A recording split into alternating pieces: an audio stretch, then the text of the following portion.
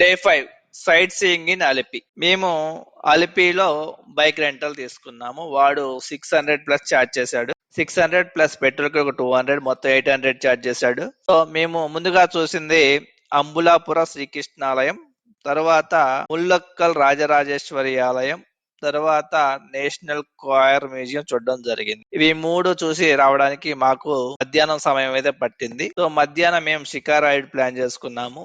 అదే boat house అయితే మనకి మొత్తం ఫుల్ డే కంప్లీట్ అవుతుంది కాబట్టి మేము ఇది చూస్ చేసుకోవడం జరిగింది. సో షికారా రైడ్ అయితే నాకైతే ఎనఫ్ అనిపించింది. సో మేము షికారా రైడ్కి వెళ్ళాము. షికారా రైడ్ ఫినిష్ చేసుకున్న తర్వాత మాకు 4:30 ఆ సమయానికి మేము తిరిగి మళ్ళీ ఎక్కడైతే బోట్ ఎక్కామో అక్కడ చేరుకోవడం జరిగింది.